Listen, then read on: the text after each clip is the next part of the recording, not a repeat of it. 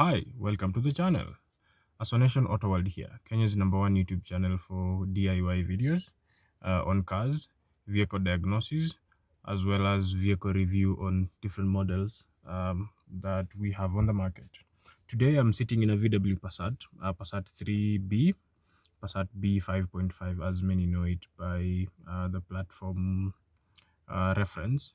So focus today is on the EPC fault code or fault codes that come with the VW cars. So EPC is electronic power management system on VW vehicles, that is Audi, VW, Skoda, Seat, Lamborghini, Bentley, Porsche, and so on.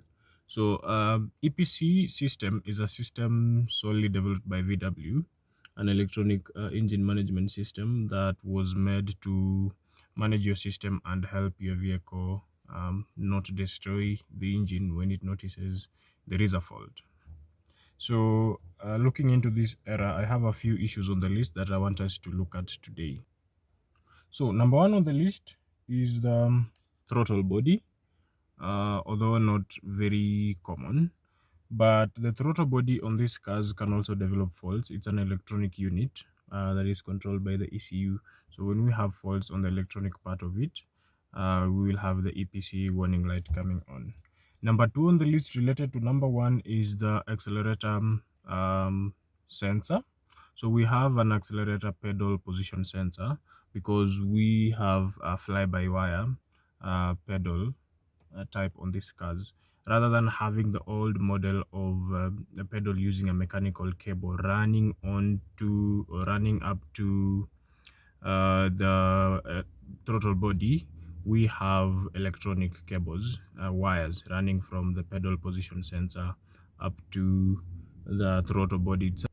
So how that works is, as you step on the pedal, we have mechanical uh, mechanism inside the pedal that has some contacts that will make electric currents. That is how it is converted into electric currents, and then signals are sent to the throttle body, to the ECU, depending on how far you press on the gas pedal, how far down you go, and then the sensor under your foot relays that information to the ECU, and then the ECU relays the same information to the throttle body to either close or open at various angles, depending on how much your foot is telling the ECU to operate the throttle body.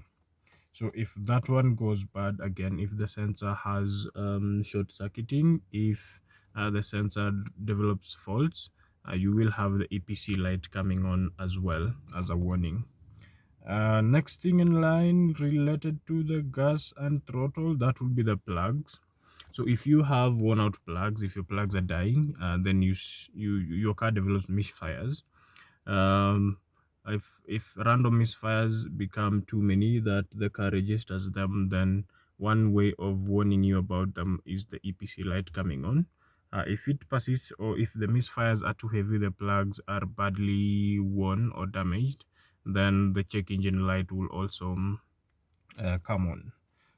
Related to the plugs is the coil plugs themselves. So normally what happens with modern cars is we do have two types of coils that are used.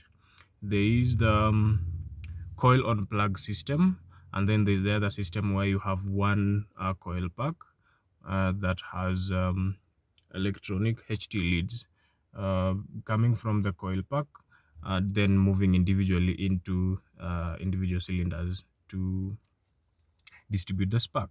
But for this car specifically, this has coil on plug system. So if one of the coils gets destroyed, if we have a problem with the wiring harness going to the coils, if we have a problem with the coil itself, maybe it shorts out or just breakage, then we will have the EPC light coming on, and eventually followed by misfires, and then engine light coming on. The next thing would be that is possible also if you have damage on a particular cylinder. For instance, if you have a damaged piston, that a piston that is probably cracked, or a piston ring that is broken, then we have issues with compression on that cylinder, or two or more, then we will have EPC light coming on, as well as we will have the engine management light coming on if this problem persists or if it gets worse. Also, if we have timing issues, if your car has jumped timing, whether it's retarded by a tooth or it's ahead by a tooth or so, this car will give you a warning by the EPC light, EPC warning system. So those are the things that majorly bring about EPC light. Now, what EPC system does is, this electronic power control system helps to regulate or helps to prevent your engine from damaging itself. So what will happen is, when the car realizes there's a problem with one of the systems or one of the components that are managed by the EPC, the car will do one of the few things that I'll mention here. Number one, if you are on the move, you would find the car would limit you to a particular speed. Let's say maybe the car will get to 40 kilometers per hour and stick there. It varies from car to car or manufacturer to manufacturer if we have these problems. This translates into the car going into limp mode. So the car will not go past a certain speed. Of course, the EPC light will come on, and then the engine light will come on and start flashing as well, to show you how dangerous the situation might get. Then on the modern cars, if these problems happen and then the ECU identifies the specific cylinder or the specific problem where the EPC has identified as well. So for the case of cylinders, that is, if it's to do with a power delivery on one cylinder, let's say if it's an issue with a plug, an issue with a piston, or an issue with a coil pack or HT leads. So what these cars will do is they will disable the particular cylinder affected. For instance, if you have a 1.4 TSI engine that has a problem with one of the coil packs, let's say cylinder 2 is misfiring a lot. So what the car will do is, the ECU will try to intervene and then disable cylinder 3 from being used. So for instance, the ECU will just cut off or shut down the fuel injection on that cylinder, or spark delivery on that cylinder, and then you'll basically be remaining with a 3-cylinder engine but with limited performance to get you to a safer place. So that is what happens with EPC, electronic power control system, in VW cars. Some other cars will not have particularly this system, but technically how these things work are more related, especially with European cars. So what will happen is, for the cases of Mercedes, BMW, Land Rover, they will just throw you check engine light. So what to do when the check engine light comes on is, first of all, if you are on the highway, you need to pull to the sides to a safer place, and then you need to call a professional or somebody who has a proper diagnostic tool.